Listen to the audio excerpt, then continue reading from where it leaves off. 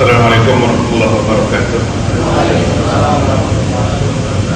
Alhamdulillah, nahmaduhu wa nasta'inuhu wa nastaghfiruh wa na'udzu billahi min shururi anfusina wa sayyiati a'malina.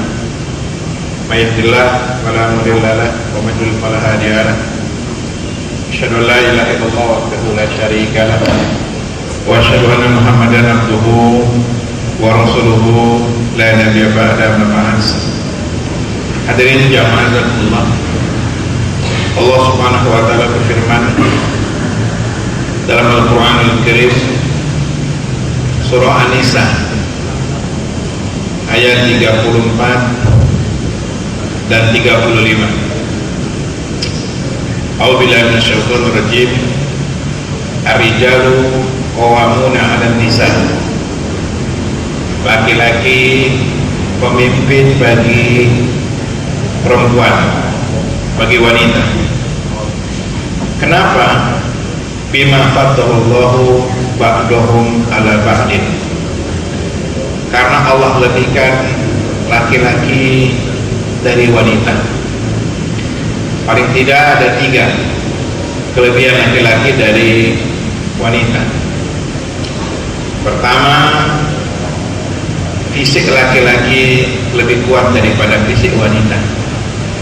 Umumnya, walaupun ada juga perempuan lebih kuat daripada laki-laki, tapi umumnya laki-laki lebih kuat. Untuk itulah laki-laki wajib dari nafkah karena fisiknya lebih kuat. Yang kedua, laki-laki lebih cerdas ketimbang wanita. Laki-laki lebih cerdas, lebih panjang akal. Walaupun ada juga wanita yang akalnya panjang. Makanya jadi laki-laki harus cerdas, minimal ngaji nggak nyender. Cerdas laki-laki. Yang ketiga, bahwasanya laki-laki itu lebih menguasai emosi ketimbang wanita. Wanita tidak bisa jadi pemimpin karena emosional. Kalau wanita jadi pemimpin rumah tangga, habis kita tendang terus sama perempuan. Ya, ada uang abang sayang, sudah ada uang abang ditendang. Nah, ini ayat Al-Quranul Karim bicara tentang manajemen rumah tangga. Perhatikan, bagus kan? Allah mulai dengan ar-rijalu qawwamuna 'alan nisa. Bahwa laki wajib tampil jadi pemimpin dalam rumah tangga. Sunatullah berjalan dalam rumah tangga, ada yang memimpin, ada yang dipimpin. Timbulnya konflik rumah tangga.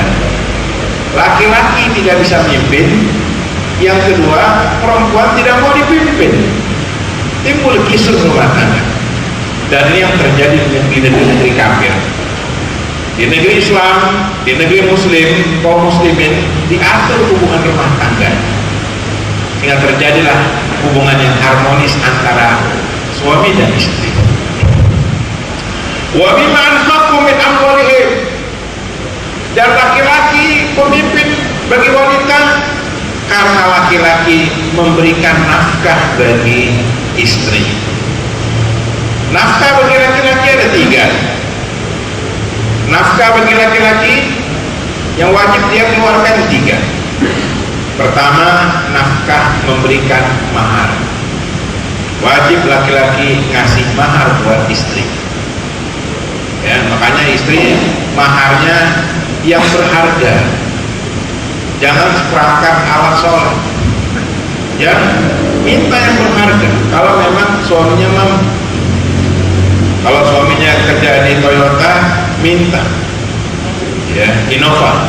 Ya, minta sama yang nyender. Banyak duitnya yang nyender. Minta Innova. Karena mahar itu adalah untuk pegangan wanita. Masyarakat kita ini seringkali menganggap mahar itu perlu sakral. Tidak, mahar itu sesuatu yang berharga. Makanya diterjemahkan ke dalam bahasa Indonesia mas kawin. Dari masa Nabi sampai hari ini umumnya mahar itu adalah emas, karena memang perempuan itu senang dengan emas. Kalau kita ke toko emas, umumnya yang beli adalah perempuan, ibu-ibu. Nggak ada laki-laki beli emas, ibu-ibu. Nah, yang kedua, laki-laki wajib memberikan nafkah, memberikan tempat tinggal. Wajib tempat tinggal, makanya nggak boleh tinggal di rumah mertua. Dengerin nih, yang pura-pura nunduk. Tidak boleh tinggal di rumah mertua kecuali sifatnya sementara. Baru nikah, masih reyen, ya kan? Nggak boleh dibawa kenceng, tinggal di rumah mertua dulu. Nggak masalah. Mertua sedang sakit, ngerawat mertua, nggak masalah. Tapi selamanya di rumah mertua ini nggak tepat, salah. Yang ketiga, memberikan nafkah, yaitu nafkah rutinitas harian, mingguan, atau bulanan. Ini dia kewajiban laki-laki. Allah sebutkan dalam Al-Quran Al-Karim. Setelah Allah sebutkan laki-laki kewajibannya, baru Allah sebutkan perempuan kewajiban. Fassolihatu qanitat, perempuan-perempuan yang saleh. Ini mengisyaratkan bahwa hendaknya kita cari istri yang soleh, pakai jilbab, tutup auratnya. Jangan cari perempuan yang terbuka. Kalau kita cari perempuan, cari istri yang tidak berjilbab, itu sama kayak beli handphone gak pakai kardus, ya kan? Untung-untungan. Tapi kalau kita beli handphone pakai kardus, barang asli, masih segel. Ya. Mau beli handphone gak pakai kardus, sama chargernya doang, ini berarti barang second, untung-untungan. Qanitat, dan dia taat. Qanitat, taat. Hafizatun, taat di sini taat kepada Allah dan taat kepada suami. Hafizatun lil ghaib, menjaga kehormatan dirinya ketika suami tidak ada. Banyak wanita-wanita suaminya pergi, dia nelayan. Perhatikan, kadang banyak perempuan-perempuan dia pergi tanpa izin suami. Wajib bagi perempuan dia izin suami ketika tinggalkan rumah. Izin ada dua, ada izin khusus, ada izin umum. Kalau izin umum ini izin rutinitas, antara anak sekolah, pasar, ini nggak perlu tiap hari izin. Pokoknya kalau kebutuhan rumah tangga, kapan saja dia boleh keluar rumah.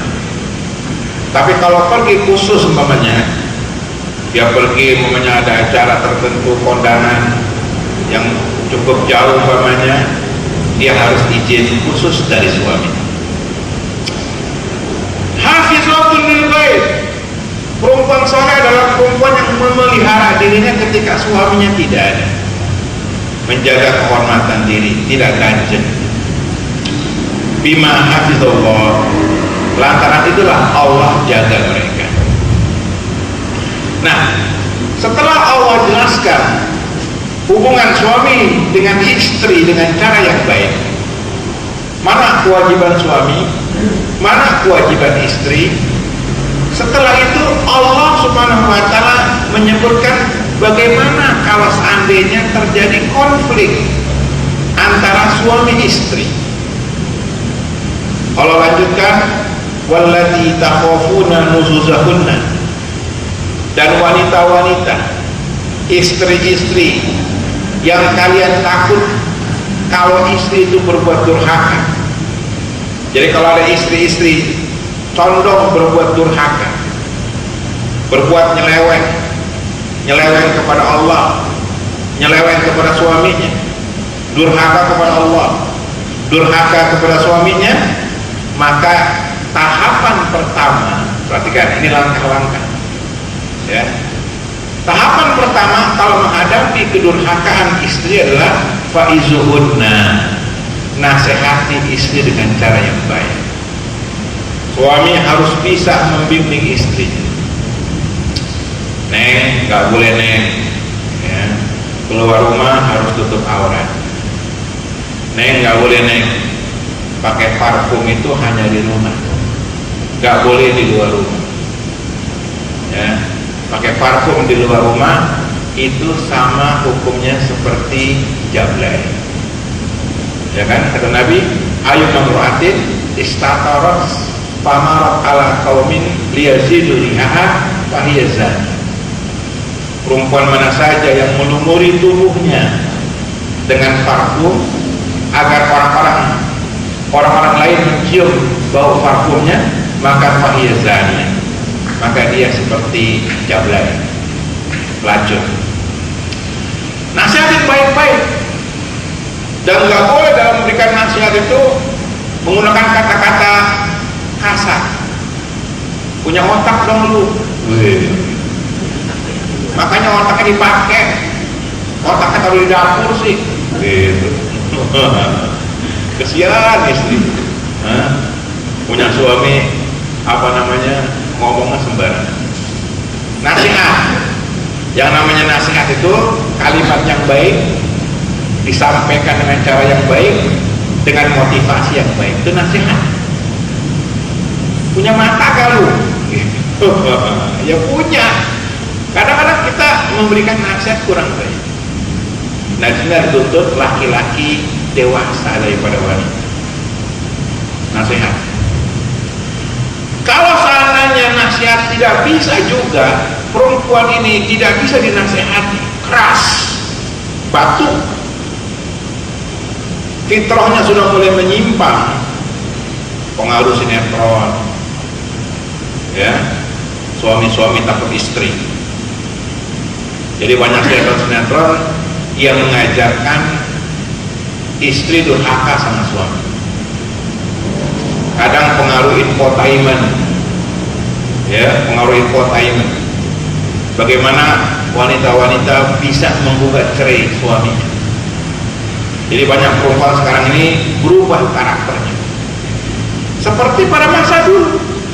Pada masa dulu perempuan-perempuan Mekah berbeda dengan perempuan Madinah. Perempuan Mekah, perempuan Quraisy itu sangat hormat sama suami. Perempuan Madinah berani. Makanya Umar bin Khattab ya pernah ngeluh, ya Rasul, istri-istri kita sekarang ini mulai berubah. Dulu nurut, sekarang kok berani. Maka Rasul perintahkan boleh pukul wanita. Nah, ketika Nabi membolehkan pukul wanita, bablas suaminya dipukulin. Akhirnya istri datang kepada Nabi bahwa suaminya jadi garang. Maka keluar sabda Nabi, sebaik-baik kalian adalah orang yang paling baik dengan istrinya. Kalau seandainya, perhatikan, istri dinasihatin masih nggak bisa juga, keras kepala istrinya, perhatikan baik-baik. Maka tahapan yang kedua untuk menghukum istri adalah fahjuruhunna fil madaji, maka pisahkan dari tempat tidur ya, pisahkan tempat tidur. Yang terbaik jangan keluar rumah, artinya jangan suami minggat. Jadi di hadis, di Quran dan di hadis itu suami yang mengalah, tidak tidur bareng dengan istri. Istri yang soleh kalau tidak tidur dengan suami, dia gelisah, geli-geli basah. Kalau kita kan suami yang gelisah, wah, Jadi boykot, kata ulama, boykot ini sampai 3 hari boykot. Kalau mamanya rumahnya sempit, ya kan, kita kontrak, tidur di situ, makan di situ, taruh motor di situ, satu kamar, nggak bisa boykot, maka tidur di masjid. Boykot istri, ya, pisahkan, masing-masing tidak tidur bareng supaya berpikir, introspeksi. Lihat, kalau ternyata sudah diboykot selama 3 hari, ternyata istri tidak berubah juga, malah nantangin, tidur sono, emang gua butuh sama lu? Hasil didikan sinetron. Maka kata Allah Subhanahu wa taala, wa in ata'nakum wadribuhunna, maka yang ketiga boleh pukul istri, boleh pukul istri dengan catatan 2, dorban ghairu mubarrih. Itu apa? Itu kacanya ya, pintar.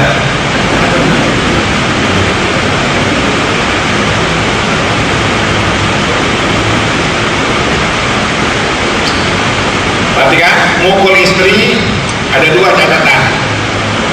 Pertama, dorban ghairu mubarrih, tidak boleh pukulan yang melukai, bakbuk, darah-darah, ini gak benar. Yang kedua, wala tadribil wajh, tidak boleh pukul wajah, tidak boleh pukul wajah istri, haram, gak boleh. Timbul pertanyaan, bolehkah istri melapor ke polisi kalau dipukul oleh suami? Nah, ini dia, KDRT, kekerasan dalam rumah tangga. Boleh tidak istri melapor ke polisi, hakim, kalau dipukul oleh suami? Ada 2 kondisi. Kalau suami mukul istri karena hilaf, maka sepatutnya istri memaafkan suami, karena bagaimanapun jasa suami besar dalam kehidupan istri. Kalau suami hilaf, emosi tinggi, tiba-tiba tangannya itu melayang memukul istri, maka yang utama istri memaafkan. Kalau suami hilaf, minta maaf. Kalau suaminya memang kebiasaan ringan tangan, zalim terhadap istri sampai sering dipukuli, maka yang seperti ini istri boleh melapor kepada polisi agar suaminya diberikan hukuman atas kejahatan dia. Betul nih Pak, ya, nggak boleh istri dipukul. Kalau pukul preman tuh, rapatan tuh, pelengin aja tuh. Nah, perhatikan, ini tiga cara menghadapi istri yang durhaka. Cara pertama, dinasihati dengan cara yang baik. Yang kedua, setelah dinasihati, dipisahkan tempat tidurnya, boykot. Kemudian yang ketiga, maka kalau dengan diboykot tidak berubah juga, boleh dipukul. Kalau lanjutkan, fa'in ata'nakum fala tabghun 'alaihinna sabila. Kalau istri itu sudah sadar, terima kesalahannya, maka jangan korek-korek lagi kesalahan istri. Suami yang bijak jangan ngorek-ngorek kesalahan istri. Lo ya, ingat lo ya, lu dulu tuh, ungkit yang dulu, nggak boleh. Sudah, masa lalu nggak usah diungkit. Masa lalu langsung bersyukur, menyakitkan. Yang lalu. Ingat ya, lu dulu tuh pernah begini, lu dulu. Nah, sekarang begini lagi. Jangan. Awas ya kamu kalau sekali lagi ngulangin lagi. Jadi suami yang bijak jangan korek-korek kesalahan istri. Innallaha kana aliyan kabira. Sesungguhnya Allah Maha Tinggi lagi Maha Besar. Nah, ayat selanjutnya Allah jelaskan ketika konfliknya besar. Bain hitum sikoko bainihima. Kalau konflik suami istri itu makin besar, udah dipukul, istri juga nggak bergeming, dia ingin cerai, perhatikan. Maka sebelum terjadi perceraian, dapat juga.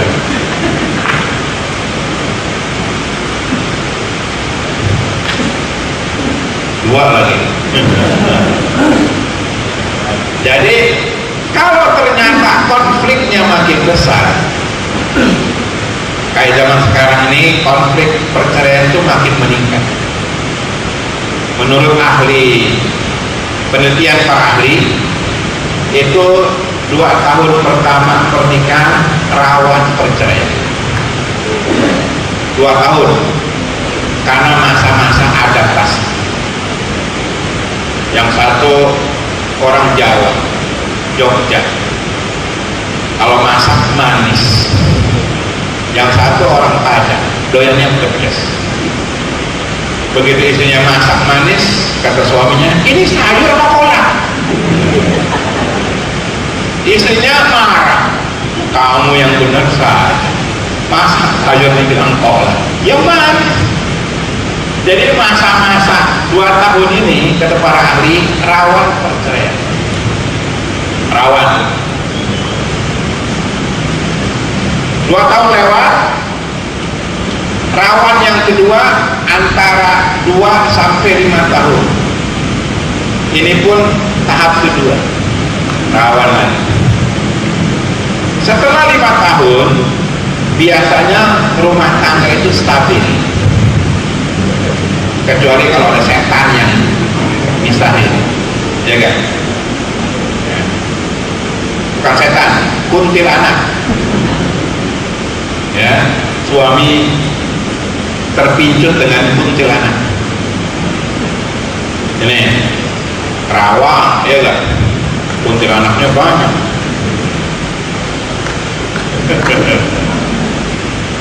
Dengerin nih, yang pura-pura mesem-mesem, ya kan? Ganjeng-ganjeng nih.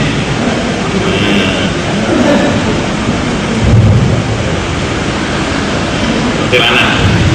Nah, kalau terjadi konflik besar, perhatikan, konflik besar, suami istri ribut, tiap hari ribut.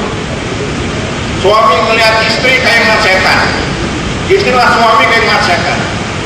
Kata suami, setan tuh. Kata istri, lu juga setan. Berarti sama-sama setan. Udah ribut banget dah suami istri, ya. Maka Allah memberikan solusinya. Lihat, perhatikan. Saya mau jelaskan realita di lapangan plus agama ini sangat indah mengatur. Gak mungkin rumah tangga gak konflik, pasti konflik. Nabi saja konflik rumah tangganya.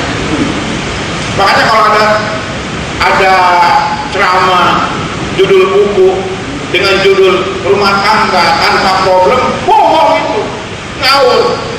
Nanti di surga ada problem, ya kan? Iya. Makanya kalau ada ustaz rumah tangganya problem, jangan diomongin.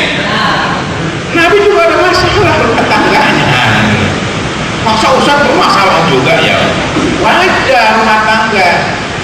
Ya, tinggal dilihat keadaannya. Perhatikan. Ketika konfliknya besar suami istri, maka Allah katakan begini Pak, ya, fab'asu hakaman min ahlihi wa hakaman min ahliha. Ketika konfliknya makin besar, utuslah seorang hakim dari pihak laki-laki dan seorang hakim dari pihak perempuan.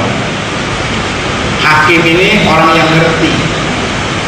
Kalau kita ini ustadz lah, panggil dua ustadz mendamaikan.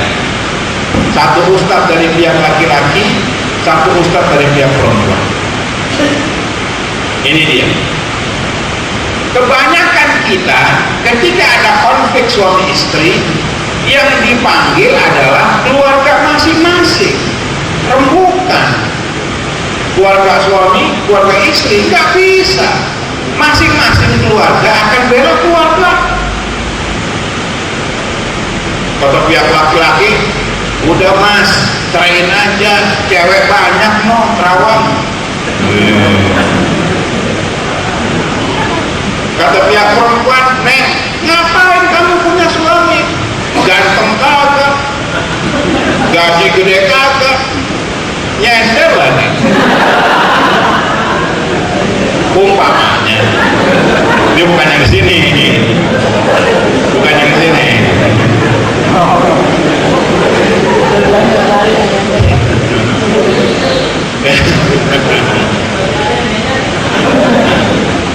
Jangan barengan, nyender duitnya banyak kok. Nah, perhatikan, kalau konflik keluarga, konflik suami istri diselesaikan dengan keluarga, itu salah. Yang benar diutus hakim dari pihak laki, hakim dari pihak perempuan. Nanti hakim ini melihat apakah rumah tangga ini harus dipisahkan, cerai, atau rumah tangga ini harus dilanjutkan. Nah, hakimnya harus cerdas, pintar. Kalau memang rumah tangga itu harus pisah. Tidak boleh kita menyatukan rumah tangga yang hancur. Jangan, nanti banyak dosa. Tiap hari ketemu suami istri berantem terus. Sudah pisahkan. Dalam kaidah perceraian, mendingan bercerai di usia muda ketimbang bercerai di usia tua. Mendingan masih muda, udah cerai nggak apa-apa.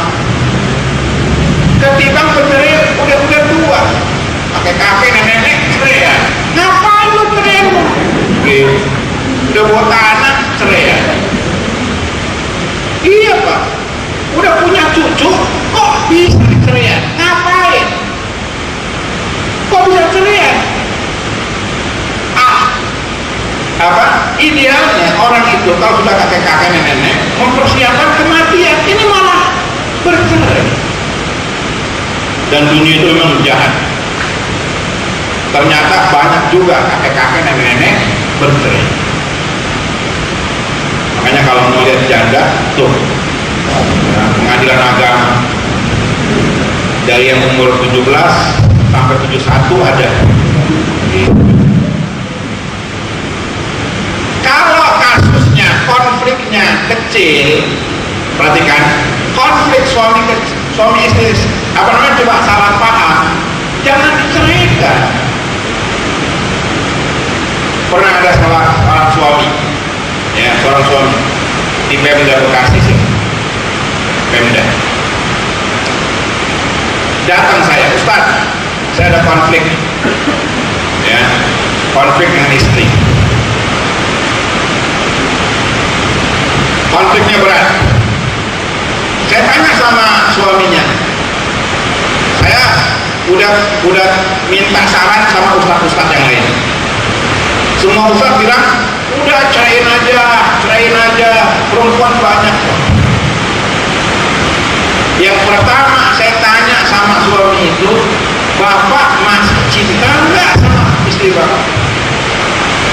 Masih sayang ustaz, masih cinta. Jangan ceraikan, temuin istri bapak.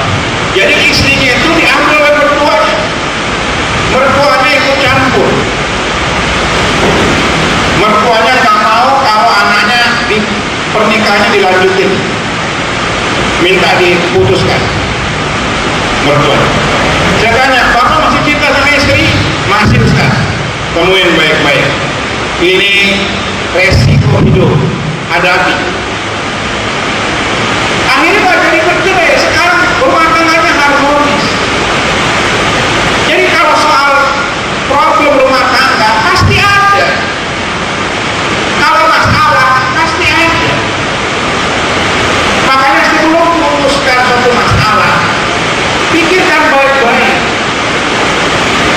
Maksud saya Pak, masih Ustaz, temuin orang tuanya dengan benar, temuin istrinya, akhirnya rumah tangganya bagus.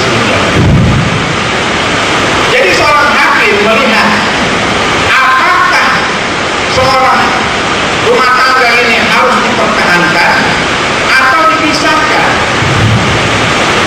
Lihat masalahnya, lihat mudarat. Kalau perhatikan baik-baik, kalau kesalahannya fatal,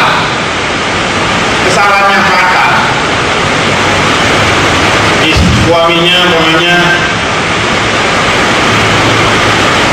tidak sholat, suaminya selingkuh atau istrinya selingkuh, ini kesalahan fatal, pisahkan rumah tangga. Jangan sampai punya pasangan pezina. Dengerin nih, jangan selingkuh.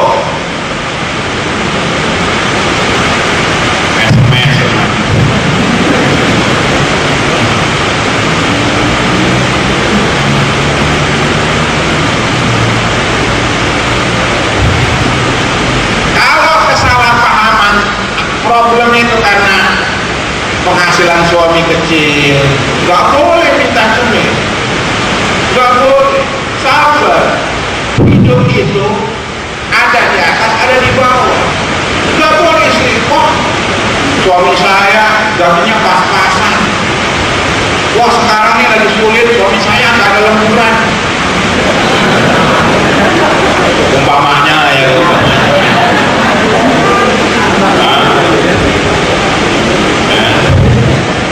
Musim hujan karena lemburan lagi. Nah istri gak boleh, Mas, kamu laki-laki kreatif dong. Jangan, syukuri rezeki suami. Bahkan saya pernah menyaksikan seorang istri, suaminya pejabat di Pertamina, pulang dari luar negeri bawa keramik mahal yang harganya puluhan juta. Kata sang istri, Pak, manggilnya Papa kalau orang kaya, ya kan? Kaya Papa. Kalau kita kan Abi, ya, Abi. Mau Umi. Pak, ini dari mana Pak? Halal apa tidak nih Pak? Barang-barang ini. Kalau barang-barang ini hasil barang haram, jangan masukin rumah kita. Saya nggak mau barang haram ada di rumah kita. Itu istri bagus. Ya, Mas, sedikit yang halal, saya lebih berterima kasih ketimbang banyak tapi haram. Jadi istri siap mendampingi suami, senang maupun susah. Nikmati saja. Karena hubungan suami istri itu hubungan yang tidak ada duanya. Makanya bodoh orang nggak kawin itu bodoh. Karena hubungan suami istri itu nggak ada tandingannya. Susahnya aja enak, apalagi kaya lebih enak.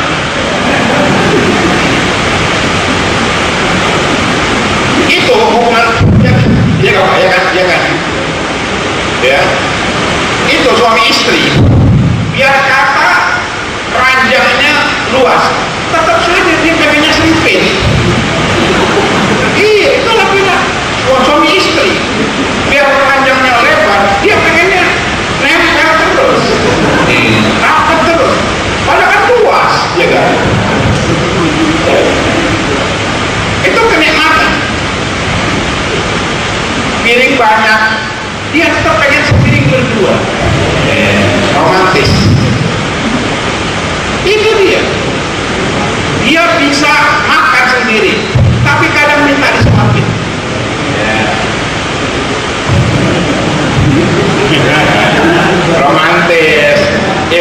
suapin, nambah digebukin, beras mahal tau.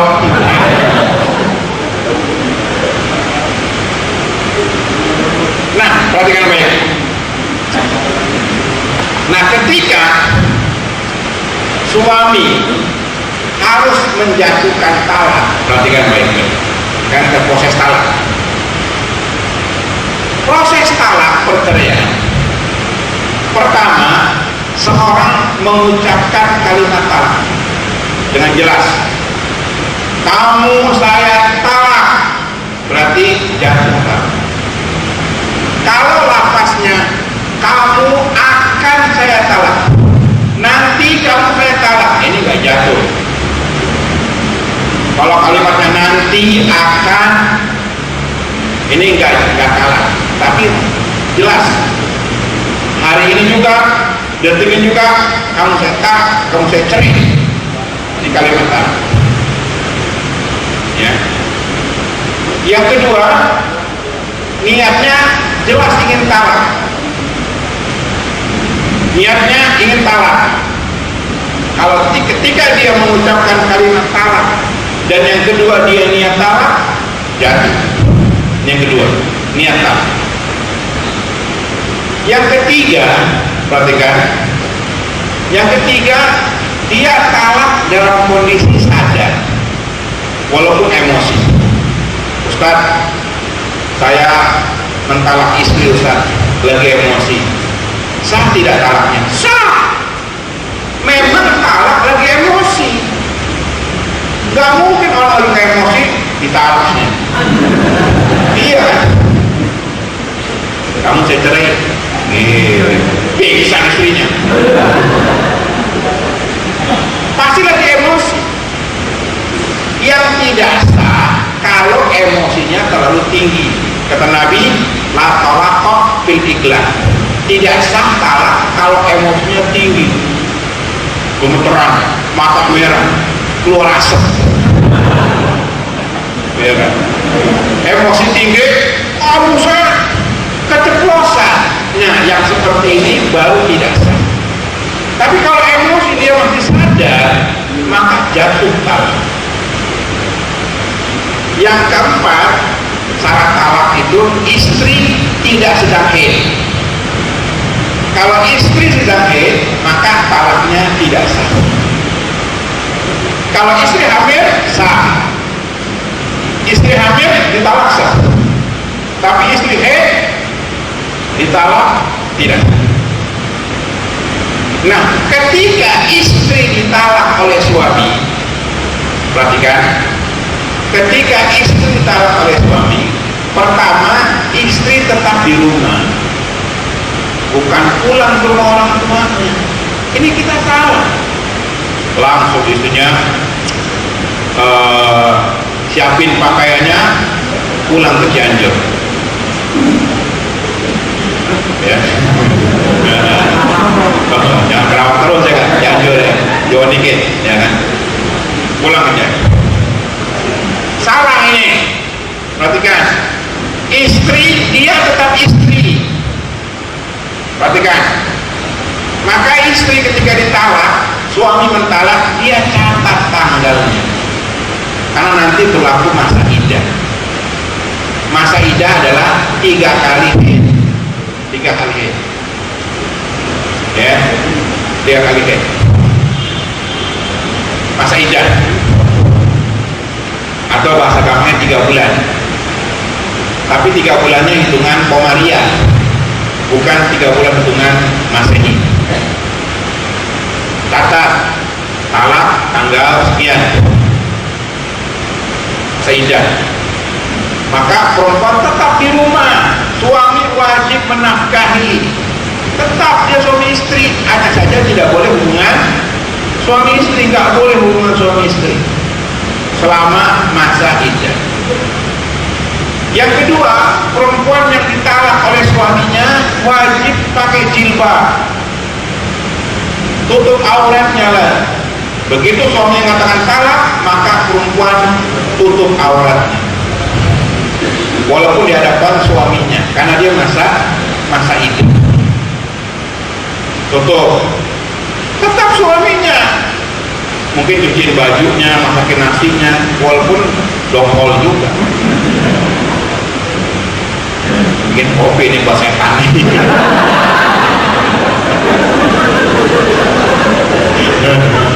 Ikhlas daya kan, bikin kopi ini buat setan nih. Tetap istri di rumah dan pakai jilbab. Yang ketiga, perhatikan, istri tidak boleh terima lamaran orang lain. Gak boleh. Begitu langsung ditalak, buka Facebook status. Iya. Ya, status janda. Jawab, janda anak dua.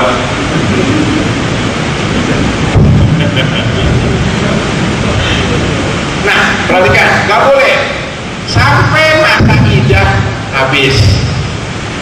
Kalau ternyata sebelum 3 bulan laki-laki pengen balik ke istrinya, perhatikan, pengen balik, nah sebelum itu talak nggak perlu pakai saksi.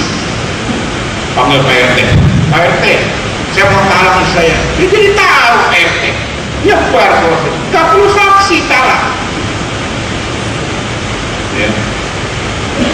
Panggil orang tua perempuan, talak, marah orang tuanya, itu kurang ajar tuh. Jadi talak hubungan kita dengan istri, nggak perlu ada saksi. Yang ada saksi itu kalau rujuk, itu pun tidak wajib, boleh pakai saksi rujuk. Saat saya mau rujuk nih sama istri, ya udah bikin pernyataan. Ya, mulai ini saya rujuk dengan istri saya. Tulis materi. Nih, boleh sudah. Nah, perhatikan, kalau sebelum 3 bulan, sebelum masa iddahnya habis, kalau orang mau rujuk, cukup bilang istrinya, ya saya rujuk ya, dengan perkataan atau dengan perbuatan, langsung dia mesra dengan istrinya, otomatis rujuk. Mikir-mikir, wah si hujan juga.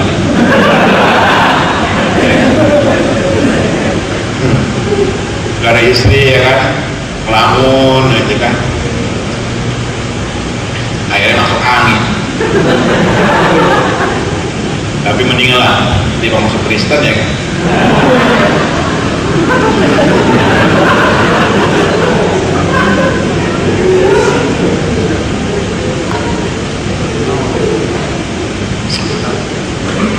Kalau sebelum 3 bulan rujuknya, bilang aja ya saya rujuk ya. Ustadz, istri nggak mau rujuk, maka tetap rujuk jadi sah tetap. Kalau nanti istri nggak mau, dia bisa gugat gantian, dia yang mengajukan dulu gugatan cerai. Nanti saya jelaskan. Rujuk itu tidak harus persetujuan istri. Neng, saya rujuk. Ya, maafin saya ya kalau saya hilang. Ini namanya rujuk. Atau langsung dicumbui istri. Kalau saya nggak mau, saya nggak mau rujuk, maka tetap rujuknya sah, ya. Sah. Nah, kalau perhatikan, kalau selama 3 bulan masa iddahnya berakhir, suami tidak rujuk, maka otomatis mereka bukan suami istri lagi, bukan suami istri. Maka suami berpisah dengan istri. Perhatikan, kalau masih 3 bulan, suami wajib memberikan nafkah. Tapi kalau sudah bercerai, suami tidak wajib lagi memberikan nafkah kepada istri. Selama 3 bulan masa iddah, suami wajib memberikan nafkah, namanya nafkah iddah. Jadi walaupun sudah bercerai, menjatuhkan talak, selama iddah tetap dikasih. Sebulan namanya 30 juta kasih. Nyender ya kan?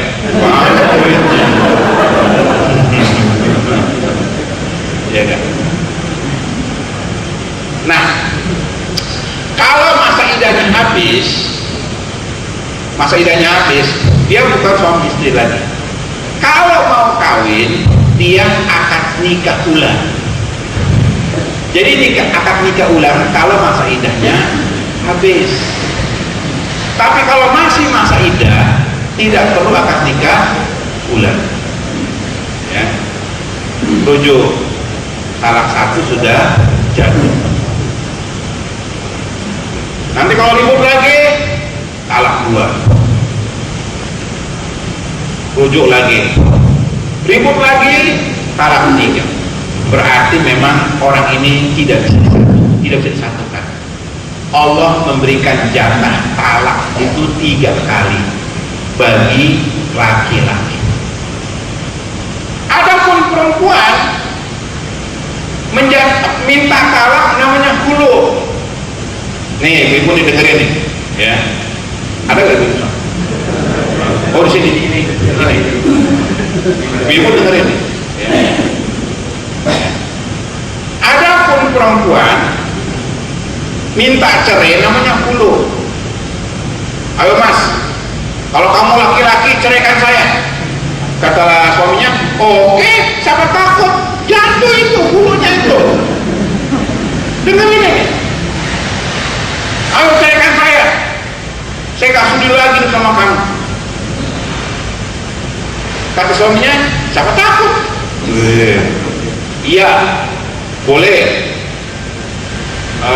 Kata-kata yang sifatnya setuju, boleh, iya, baik, maka otomatis jatuh hulunya, cerai. Nah, masa idah hulu itu 1 bulan. Kalau 1 bulan tidak rujuk, perempuan ini tidak balik lagi, maka mereka bukan suami istri lagi. Harus tahu ini. Kadang perempuan emosi.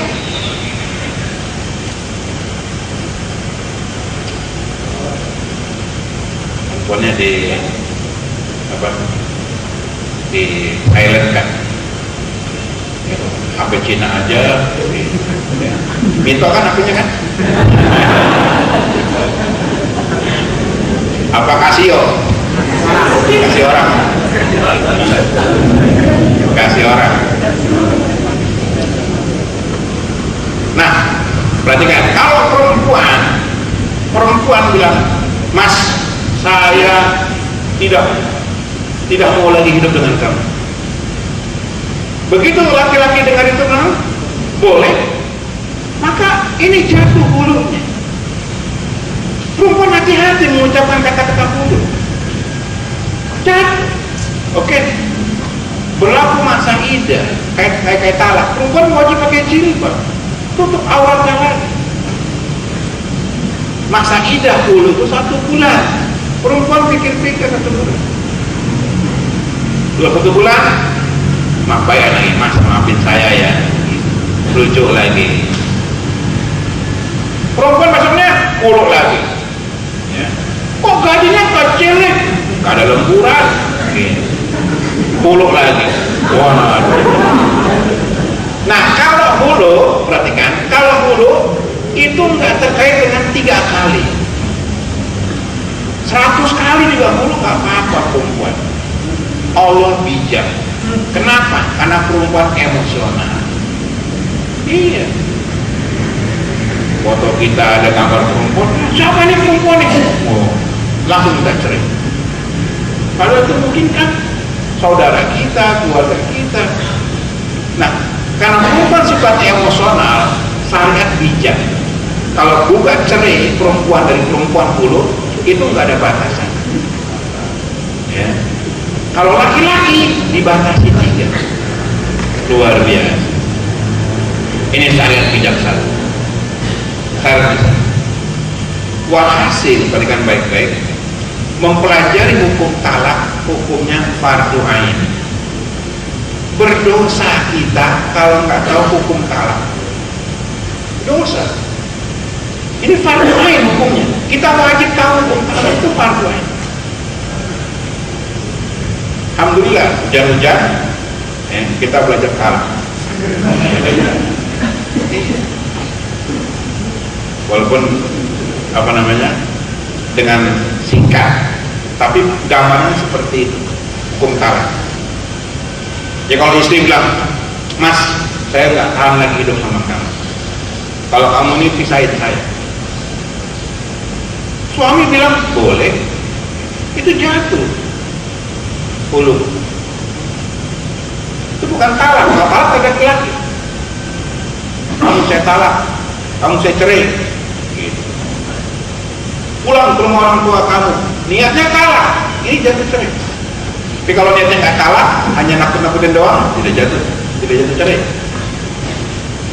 Nah, ini harus tahu perempuan, ya, pulangkan saya ke rumah orang tua saya nggak kuat hidup sama kamu lagi. Baik, sekarang juga jatuh dulu. Makanya suami kalau istrinya emosi, jangan kebawa irama emosi istri. Itulah laki-laki pemimpin. Ya, jangan mesti emosi, kebawa emosi. Santai aja. Ya, dia marah-marah gitu. Kopi. Nikmati aja, nikmati. Ya kan? Santai. Beliau belum marah-marahnya. Gitu. Istighfar. Istighfar. Ya, sabar jadi perempuan. Rezeki Allah kasih. Ya. Sekarang perempuan tuh gampang terbawa bisikan.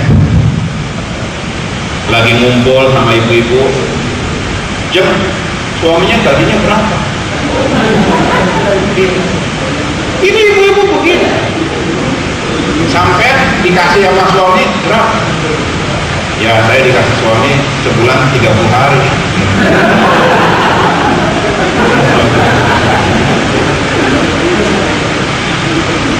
Itu gampang. Oh kamu mau yang dikasih segitu? Ini ibu-ibu yang sebelah kanan yang rusak. Nah, jadi banyak sifat kedurhakaan itu karena pergaulan, gaya hidup. Makanya suami wajib tahu kemana istrinya bergaul. Kemana? Kalau dia bergaul dengan orang yang suka belanja, ini bahaya. Bergaul dengan tukang gosip, bahaya. Ini penting, ya. Karena salah satu yang menyebabkan terjadi perceraian diantaranya adalah faktor ekonomi, kesenjangan.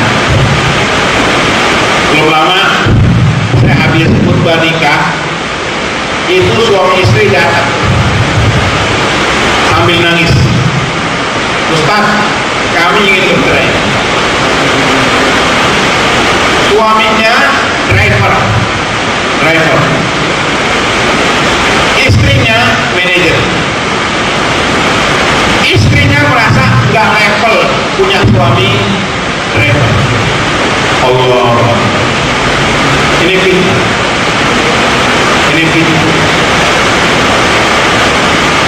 Merasa manajer nggak merasa nggak level kalau suaminya driver. Saya nasihatin istrinya, nggak boleh. Ya, harta itu walaupun besar banyak, tetap nilainya sedikit.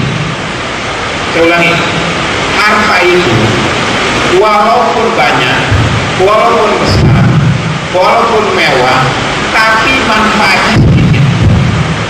Satu contoh, orang walaupun rumahnya besar sebesar lapangan bola, yang digunakan cuma 2, tempat tidur sama toilet. 2 yang dipakai tuh kerjanya. Pulang malam tidur, habis tidur toilet. Ini yang dipakai. Habis toilet lewat ini lagi, tol lagi, macet lagi. Ini kerja, pulang kerja, toilet, tidur, bangun tidur, toilet lagi, kerja lagi. Ini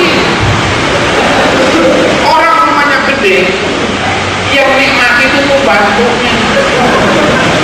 Nah, pembantu itu fitness, berenang. Yang punya rumahnya di tol.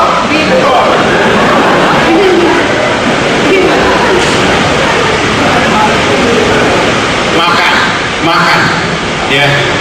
Orang makan, biar kata banyak, biar kata mahal, ya.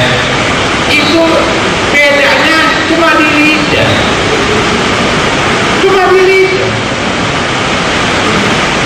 Jadi ya, orang makan singkong sama keju cuma di lidah. Udah di perut sama udah. Pernah tempat mewah doang, tapi sama, kenyang sama. Allah adil.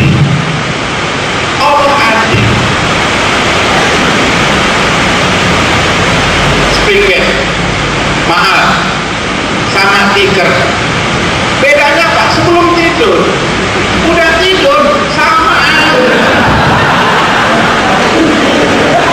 Ya tidak? Udah tidur sama aja, sama-sama enak. Bahkan banyak orang kaya spring bednya mahal, gak bisa tidur, kejar-kejar KPK. Kita nyendernya tidur.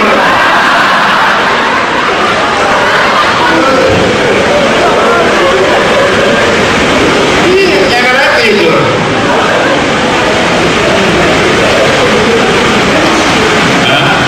Ustadznya gede nih, lama-lama kecil. Bos. Ada limit batas kenyamanan. Makanya perhatikan, hidup jangan sampai dihancurkan oleh dunia. Jangan ya, hubungan nikah jangan sampai hancur gara-gara ekonomi. Jangan. Nabi hidupnya sangat sederhana, tapi rumah tangga Nabi tetap harmonis. Iya, tetap harmonis. Ada duit banyak, kita syukuri. Duit pas-pasan, kita sabar. Nikmati hidup ini. Yang penting seiman, setia. Wallahu a'lam bishawab. Ya, yang mau tanya silakan.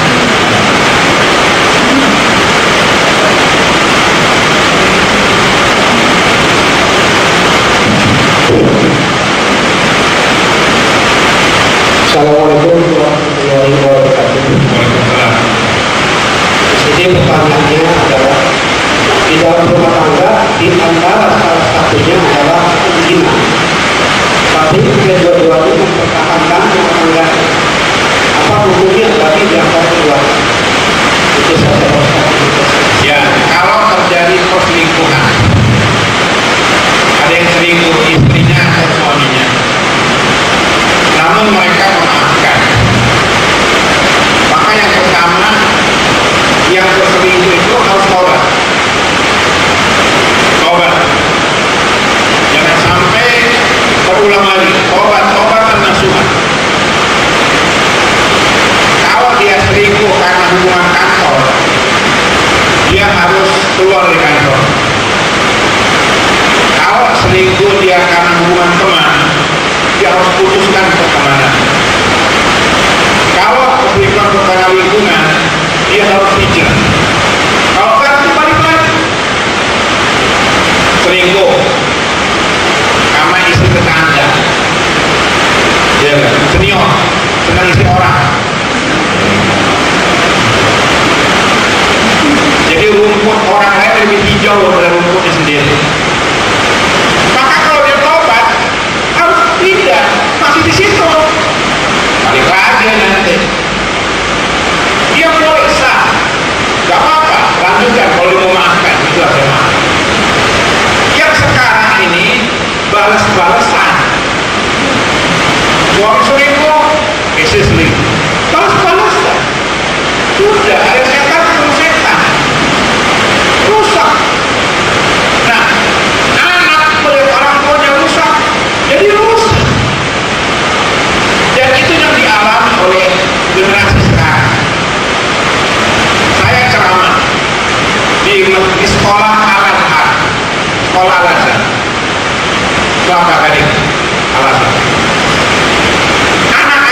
itu SD itu banyak yang nangis, depresi, stres. Dia tanya sama gurunya, kenapa anak-anak ini? Mereka anak-anak korban broken home. Hidup mereka kecukupan, tapi orang tua mereka rusak. Korban anak. Makanya kalau terjadi momennya kasus perselingkuhan, itu pernah ada datang ke saya, Ustaz, istri saya selingkuh, tapi dia tobat. Datang, saya tobat Ustaz di sini. Bapak, saya maafkan. Gue bapak udah ada suaminya. Ya sudah, tapi nasihati baik-baik. Dia pelanggaran berat, pelanggaran berat, sangat memalukan. Perempuan punya fitrah setia. Kalau dipresentasikan antara peluang laki dengan perempuan 1000, maka laki-laki jauh lebih tinggi. Kalau ada perempuan berani selingkuh, rusak fitrahnya. Nah, kalau pokoknya pasangan ini memaafkan, ya udah nggak apa-apa lah, asal dia taubat, maka dengan catatan dia taubat dan boleh tetap dilanjutkan. Ya, ada lagi?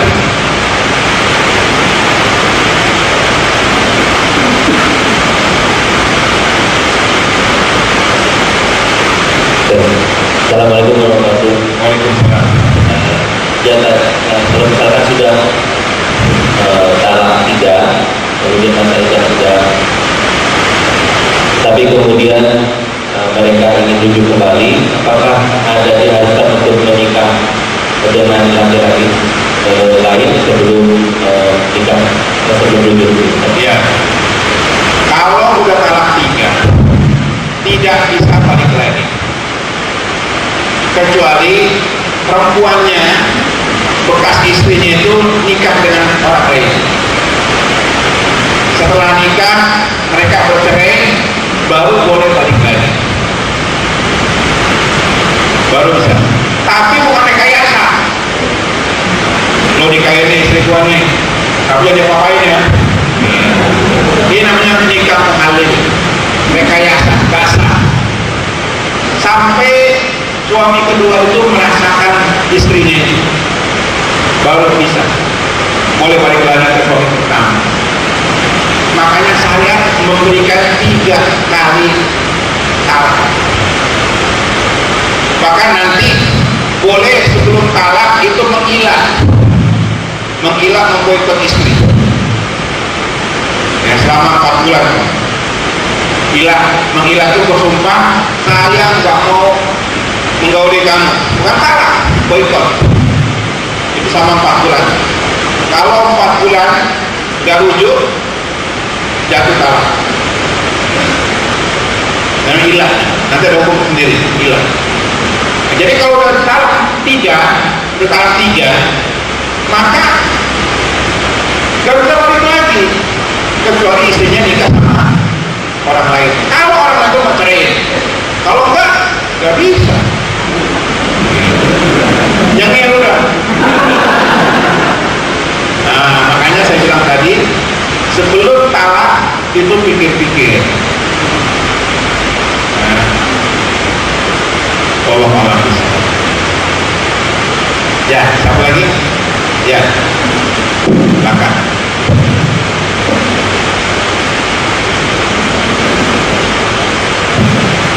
Assalamualaikum Ustaz.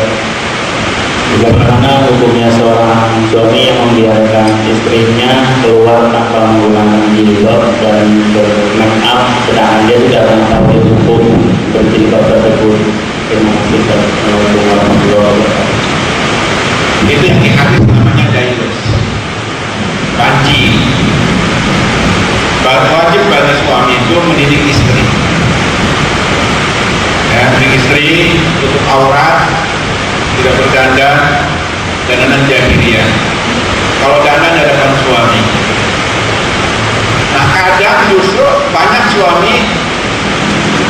nyuruh istrinya buka jilbab. Banyak. Kalau kondangan istrinya kayak pemain lenong, menor. Ini bukan suami benar, rusak dayus namanya di hadis, dosa besar. Jadi kecantikan istri itu untuk suami. Ini yang terbaik. Dan ditanya nanti yaumul qiyamah. Makanya suami, perhatikan yang baik, yang benar, yang baik, itu punya dua kewajiban terhadap istri. Pertama, kewajiban nafkah. Yang kedua, kewajiban mendidik, mentarbiyah. Sekarang suami-suami jarang mendidik istri, jarang. Kasih tahu yang kamu wajib pakai jilbab ya, beliin yang bagus jilbab. Kasih tahu, didik. Kamu harus sholat ya, kamu harus ini, tahu. Kamu nggak boleh sembarangan terima laki-laki, kamu nggak boleh begini, nggak boleh begitu. Ajarkan tauhid, ajarkan ibadah, ajarkan hukum-hukum, gitu. Karena perempuan itu mengharapkan dari suami itu yang paling utama adalah kepemimpinan. Jadi dari laki jangan belakang, belakang siapa? Dia pemimpin. Kecewa bukan soal harta, perhatikan. Yang didambakan wanita itu laki-laki bertanggung jawab, gagal. Soal rezeki itu dari Allah memang. Belum tentu orang kaya bahagia, belum tentu. Banyak orang kaya nggak bahagia, tersiksa. Yang 12 masih ditol, masih rapat, istri gelisah, suaminya super sibuk. Jadi yang diharapkan oleh istri itu adalah kepemimpinan laki-laki. Tenang dia belajar sama suaminya. Istri bertanya, suami menjawab. Istri bertanya, suami menjawab. Bukan. Jadi banyak istri itu dianggap kasih duit selesai. Tidak, banyak dia kecewa. Ngaji lah. Ustaz udah datang dari jauh lagi. Ya, kita tinggal duduk manis, dapat ya jajan nggak apa-apa ya. Rusak. Dapat apa namanya? Risol. Turun. Karena roti.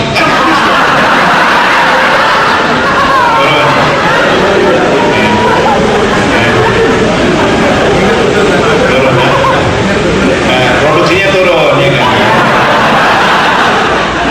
Ya. Mudah-mudahan Allah kasih jalan keluar. Ya, udah minta, jangan putus asa, minta. Allah yang buka pintu rezeki. Dulu ulama kalau ada masalah, mereka kalau nggak baca Quran baca hadis. Kalau baca Quran baca hadis. Kalau ada masalah, kekeringan, musibah, penyakit, wabah penyakit, ada masalah baca Quran, baca hadis. Dulu kalau ada apa namanya wabah penyakit, mereka bacakan hadis Sahih Bukhari di musik-musik. Sahih Bukhari, hadis Nabi. Karena ketaatan itu mengangkat bala. Sabar, Allah akan kasih pintu rezeki min haitsu la yahtasib. Ya. Nanti kalau maju, produksi naik, ada yang dibakar-bakar ya kan? Ini panitia nih, yang belum pernah dengar nih. Ya, masa-masa kritis, nggak apa-apa kasih risau sama apa. Cuma nggak tahan capeknya doang. Tanya apa kan? Ya. Assalamualaikum warahmatullahi wabarakatuh. Waalaikumsalam. Pertanyaan yang kedua, untuk wanita yang keluar dari rumah, idealnya secara sunnah berpakaian seperti apa? Dan bolehkah wanita yang keluar dari rumah berpakaian, dia sudah apa? Berjilbab tapi berwarna-warni, boleh tidak? Perempuan boleh keluar rumah tertutup auratnya kecuali wajah dan telapak tangan. Adapun warna-warni boleh, karena istri Nabi sebenarnya berwarna. Aisyah kadang pakai warna merah, lama tidak pakaian yang pakaian yang cari perhatian orang. Tidak harus pakai wanita hitam. Bahkan dalam kitab Tolak Sahih Bukhari itu pakaian hitam bagi wanita itu pakaian masa iddah, masa dia ditawar, dia nggak boleh berhias. Jadi pakaian hitam itu bukan pakaian yang paling takwa, bukan. Pakaian hitam itu pakaian berkabung bagi wanita. Wanita kehilangan suami pakai pakaian hitam. Kalau laki enggak, pakai hitam enggak ada. Ini khusus perempuan. Jadi perempuan kasih kebebasan asalkan pakaian itu tidak tidak norak dari perhatian orang. Memang semua. Wah, ini jangan. Asal pakaian itu wajar, nggak apa-apa. Nggak diatur masalah warna. Jadi Islam nggak menghendaki seragam. Laki-laki harus pakai gamis putih, enggak. Ya, kadang Nabi bermotif, sahabat bermotif, nggak apa-apa pakaiannya. Wallahu a'lam. Yang penting cukup aurat. Ya. Assalamualaikum warahmatullahi wabarakatuh. Waalaikumsalam. Ustaz, apabila ada seorang suami mempunyai 2 istri misalnya, kemudian si suami ini condong pada salah satunya sehingga dia tidak berniat menceraikan istri yang normal ya, tapi dia tidak memberikan nafkah, baik itu nafkah batin atau nafkah materi. Nah ini dia poligami dini. Ya, bukan pernikahan dini, poligami dini. Belum ngerti ilmunya poligami.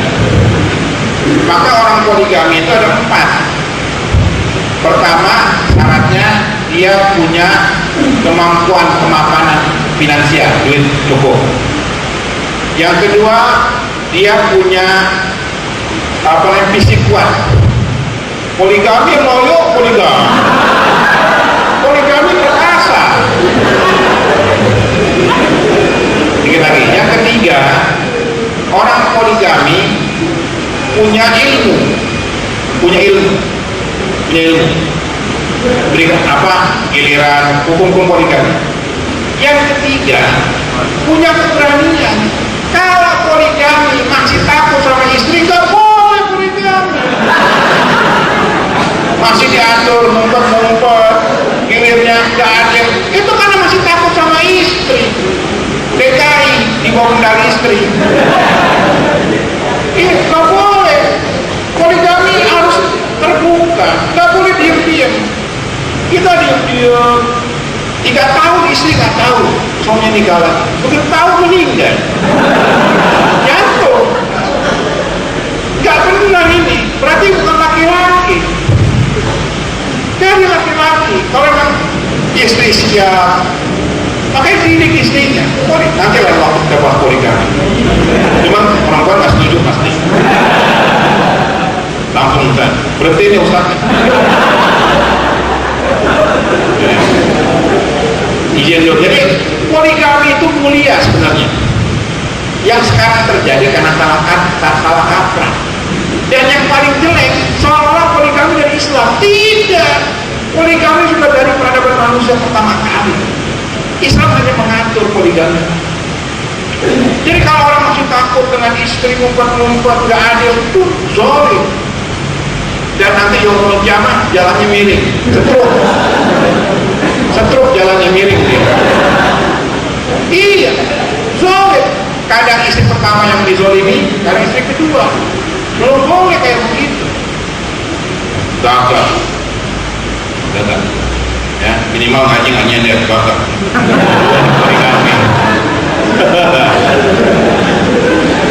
Ya demikian. Kurang lebihnya mohon maaf. Subhanallah mau berikan. Assalamualaikum warahmatullahi wabarakatuh.